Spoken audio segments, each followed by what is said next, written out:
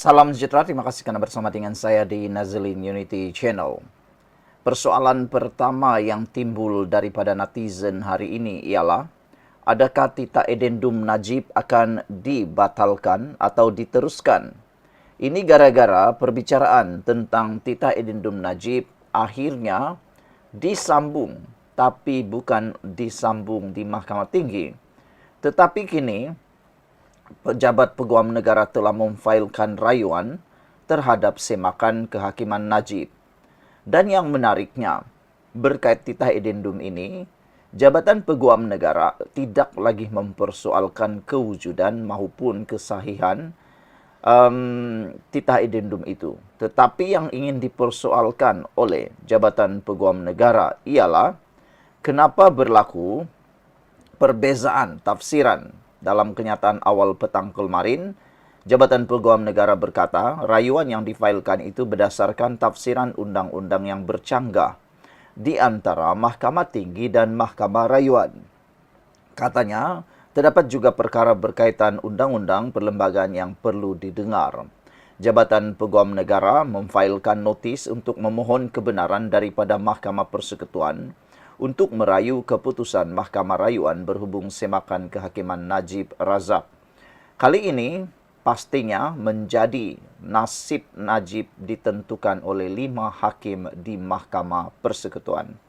Mahkamah tertinggi di Malaysia, mahkamah paling besar di Malaysia iaitu Mahkamah Persekutuan. 5 hakim akan bersidang untuk mendengar rayuan ini jika dibenarkan. Dan yang lebih menarik, ianya bukan lagi tentang kesahihan mahu kewujudan Tita Edendum itu, tetapi ia berdasarkan kepada tafsiran undang-undang yang bercanggah. Mana satu yang akan digunakan pakai? Sama ada Mahkamah Tinggi ataupun Mahkamah Rayuan. Dan ianya akan dibincangkan oleh 5 orang hakim. Saudara-saudara sekalian, yang lebih menarik lagi ialah Mahkamah Tinggi Kuala Lumpur sebelum ini telah pun menolak permohonan semakan kehakiman sebelum itu. Tita Edendum atau tita tambahan yang ditandatangani oleh Al-Sultan Abdullah Sultan Ahmad Shah itu melibatkan kebenaran agar Najib menghabiskan baki hukuman penjara di rumah di Kajang berbanding di penjara Kajang. Istana Pahang sebelum ini mengesahkan kewujudan Edendum itu dalam surat yang dikemukakan di mahkamah. Bagaimanapun, Peguam Kerajaan berhujah, Edendum terbabit tidak dibincangkan semasa lembaga pengampunan wilayah persekutuan bersidang dan dipengerusikan oleh Al-Sultan Abdullah yang menjadi agung ketika itu.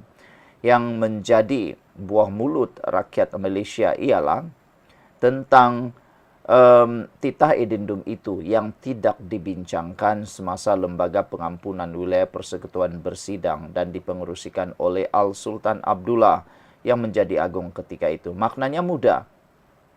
Titah itu dibuat di luar perbincangan atau mesyuarat lembaga pengampunan pada waktu tersebut. Dalam sidang tersebut, anggota lembaga pengampunan hanya memutuskan untuk mengurangkan hukuman Najib daripada 12 tahun kepada 6 tahun penjara dan denda dari 210 juta kepada 50 juta ringgit. AGC percaya langkah ini memfailkan usul bukan saja penting untuk memastikan keadilan dalam kes ini, tetapi juga bagi menegakkan prinsip keluhuran perlembagaan dan undang-undang serta memperjelaskan tafsiran undang-undang bagi manfaat semua pihak. Kata kenyataan itu hari ini. Jadi, notis daripada AGC ini telah difailkan ke Mahkamah Persekutuan hari yang lepas. Saudara, apa pula pendapat anda tentang isu ini? Isu ini memang masih panas, bahkan ada pihak tertentu, yaitu pembangkang, cuba untuk mengungkit semula isu ini di Dewan Rakyat di Parlimen. Tetapi nampaknya teknik nak menunggang isu ini di Parlimen tidak menjadi apabila Speaker Dewan Rakyat tidak membenarkan isu itu diulas di Parlimen kerana isu itu sedang dibicarakan di mahkamah. Paling senang bagi mengelakkan subjudis. Jadi, tidak mampulah diguna pakai. Persoalan semula ialah adakah Tita Dindum Najib akan dibatalkan? Sekian dulu untuk kali ini. Jangan lupa tinggalkan komen Anda. Salam sejahtera, terima kasih karena bersama dengan saya di Nazlin Unity Channel. Baru-baru ini Akmal Saleh mencadangkan supaya Perdana Menteri laksanakan semula GST. Bila menyebut GST, orang pertama yang mungkin Anda ingat ialah Najib Tun Razak. Karena dia terkenal dengan GST, memperkenalkan GST. Namun demikian, apabila Akmal Saleh mencadangkan Perdana Menteri laksanakan semula GST, pelbagai reaksi timbul daripada netizen. Apa pula reaksi daripada Anda? Setujukah Anda dengan cadangan yang dilemparkan oleh Akmal Saleh ini kepada Anwar Ibrahim? Ada netizen kata Anwar Ibrahim kena berhati-hati apabila memperkenalkan apa jenis pun cukai. Kerana ketika Najib memperkenalkan cukai ini, beliau kena hentam habis dari kiri, kanan, depan, belakang. Bukan saja daripada kalangan rakyat tetapi termasuklah pembangkang ketika itu, yaitu Anwar Ibrahim sendiri.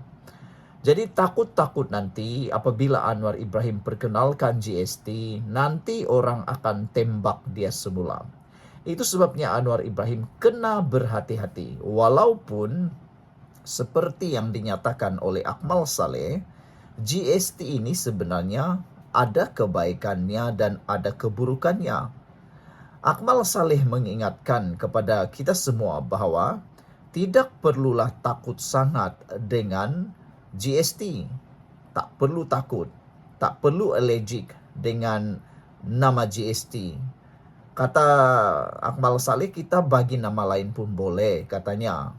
Janji ia dapat membantu dan menambahkan pendapatan negara dan membantu rakyat. Kata Akmal Saleh lagi, sebelum ini Anwar memberi jaminan kepada pemain industri bahawa sebarang kenaikan tarif elektrik pada separuh kedua tahun ini tidak akan membebankan atau merugikan komuniti berniaga. Saudara-saudara sekalian, apa yang Akmal Saleh cadangkan ini sebenarnya ada kaitan dengan kenaikan tarif elektrik yang diumumkan oleh Perdana Menteri pada Isnin hanya akan dikenakan kepada komuniti bisnes, tetapi kata Akmal Saleh, ianya tetap akan domino dapat dirasai oleh rakyat. Apabila tarif elektrik dinaikkan, ia juga akan memberi kesan kepada kenaikan harga barang dikeluarkan kilang, kata Akmal Saleh. Mungkin itu betul, itu lebih arif difikir oleh Anwar Ibrahim dan itu juga ada kaitannya. Namun, memperkenalkan GST juga mempunyai beban dan mempunyai kesan yang sangat besar signifikan kepada rakyat. Hari ini, pemuda DAP menolak cadangan Akmal Saleh memperkenalkan semula GST. Setiausaha Pemuda DAP Lim Chuan Weng menolak cadangan Ketua Pemuda UMNO Muhammad Akmal Saleh untuk memperkenalkan semula cukai barangan dan perkhidmatan GST. Menurutnya, pelaksanaan semula GST tidak sesuai pada masa ini kerana hanya akan membebankan golongan miskin. Ya benar, GST ini merupakan sistem cukai yang lebih berkesan dan adil kerana tiada sesiapa yang boleh terlepas daripada membayar cukai ini. Akan tetapi, GST ini merupakan regressive tax di mana akan wujud keadaan di mana individu yang berpendapatan rendah akan membayar bahagian yang lebih besar berbanding dengan individu yang berpendapatan tinggi. RM100 dari golongan pendapatan rendah adalah lebih tinggi nilainya berbanding dengan yang berpendapatan tinggi. Pendapatan rakyat Malaysia masih rendah. Untuk makluman semua, gaji median rakyat Malaysia pada waktu ini adalah RM2,844 sahaja. Hanya 16.5% rakyat Malaysia mampu membayar cukai pendapatan dan lebih daripada 60% rakyat Malaysia menerima pelbagai bantuan daripada kerajaan. termasuk sumbangan tunai rahmah STR, kata Lim dalam satu kenyataan. Menurutnya, golongan berpendapatan rendah memperoleh pendapatan jauh lebih rendah berbanding mereka yang berpendapatan tinggi. Sekiranya barangan dikenakan cukai, maka ia akan menyebabkan rakyat kurangkan pembelian, sekaligus menjejaskan ekonomi tempatan yang beransur pulih dari wabak COVID-19, ujarnya. Akmal baru-baru ini mencadangkan kerajaan melaksanakan semula GST sebagai alternatif untuk meningkatkan pendapatan negara. Cadangan itu dikemukakannya ketika menggesa Perdana Menteri Anwar Ibrahim memberi jaminan bahawa kenaikan tarif elektrik tidak akan memberi kesan domino terhadap kenaikan harga barang dan seterusnya membebankan rakyat. Kata Akmal Saleh, saya cadangkan kepada Perdana Menteri Anwar Ibrahim untuk melaksanakan semula GST yang ternyata lebih berkesan untuk menambah pendapatan negara dan lebih adil dan telah terbukti berkesan di seluruh dunia, katanya. Kata Akmal lagi, kerajaan boleh menukar GST jika istilah itu sensitif, asalkan langkah tersebut dapat meningkatkan hasil negara dan membantu rakyat. Mengulas lanjut, Lim berkata, misi utama kerajaan buat masa ini ialah menambah pendapatan rakyat Malaysia terlebih dahulu. Usaha sedia ada kerajaan adalah menaikkan siling dan menaikkan lantai sebagai asas kerangka ekonomi madani di mana kita cuba sedaya upaya untuk menaikkan kemampuan ekonomi negara dan pendapatan rakyat Malaysia, jelasnya lagi. Tambahnya, antaranya usaha yang dibuat kerajaan ialah menaikkan gaji pekerja sektor awam dan swasta, selain melancarkan dasar dan perancangan ekonomi seperti Johor Singapore Special Economic Zone bagi menarik pelaburan berkualiti serta mewujudkan pekerjaan berpendapatan tinggi. Kenaikan cukai merupakan jalan yang paling mudah untuk menjana pendapatan, tetapi kerajaan madani prihatin memilih jalan yang susah namun senangkan rakyat, ujar beliau lagi. Sekian dulu untuk kali ini. Jangan lupa tinggalkan komen anda. Salam sejahtera, terima kasih kerana bersama dengan saya di Nazilin Unity Channel. Hari ini, kerusi-kerusi sasaran dan keyakinan amanah di Kelantan. Baru-baru ini Amanah mengeluarkan satu keyakinan bahawa mereka akan dapat mencuri beberapa kerusi di Kelantan. Berita itu pastinya akan menakutkan dan menggentarkan PAS. Jangan silap, kerana tiada satu pun parti politik di dunia ini boleh dianggap selamat pada era moden ini. Lihat saja kepada Barisan Nasional, berpuluh-puluh tahun memerintah, seakan-akan kebal, akhirnya tewas juga. Adakah Kelantan akan mengalami nasib yang sama di Kelantan? Mungkinkah rakyat Kelantan akan membuat protes selepas berpuluh tahun diperintah oleh PAS tetapi masih tidak mendapat apa-apa kemajuan yang setara dengan negeri-negeri maju yang lain yang ada di semenanjung Malaysia? Adakah anak-anak muda yang ada di Kelantan maupun golongan-golongan yang sudah berusia mula sedar bahawa PAS tidak mampu membawa apa-apa perubahan yang terlalu ketara dalam negeri tersebut? Jangan kita silap, ini zaman moden yang mana apa-apa saja pun boleh berlaku. Penganalisis politik menyebutnya sebagai dinamik. Para pengundi sekarang ini amat dinamik. Jangan disilap, mungkin tahun lepas mereka menyokong anda, tapi mungkin pada tahun ini atau semalam atau beberapa jam yang lepas mereka sudah mula kecewa dan meninggalkan anda. Jadi tiada mustahil PAS akan tewas di Kelantan dan akan kehilangan kerusi. Kerana seperti yang selalu diwar-warkan oleh ahli politik yang ada di Semenanjung, mereka kata Kelantan sudah terlalu jauh ditinggalkan berbanding oleh negeri-negeri yang lain. Jadi, tiadalah mustahil bahawa kerusi-kerusi yang ada di Kelantan akan berjaya dirampas oleh Parti Amanah. Persoalannya, kerusi apakah yang akan berjaya dirampas itu? Amanah menyasarkan antara lain kerusi-kerusi Dewan Undangan Negeri yang terletak di kawasan Parlimen Kota Bahru dan Kubang Krian.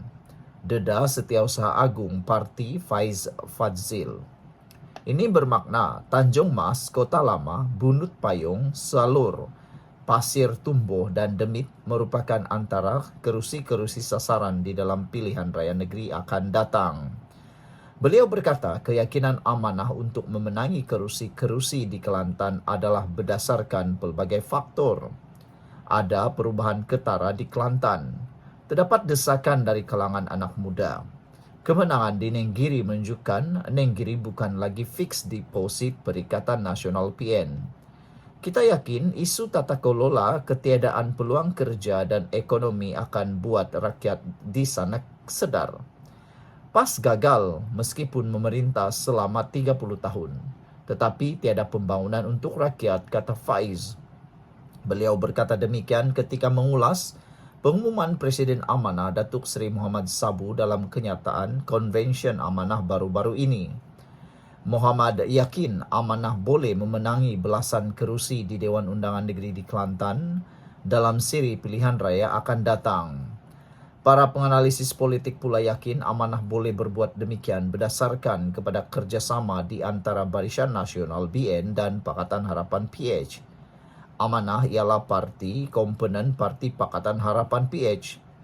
Dalam pada itu, beliau turut menyatakan Amanah mahu bertanding di 8 Dewan Undangan Negeri di dalam pilihan raya negeri Sabah. Walau bagaimanapun perkara tersebut masih dirunding dan belum diputuskan. Sekian dulu untuk kali ini, jangan lupa tinggalkan komen Anda.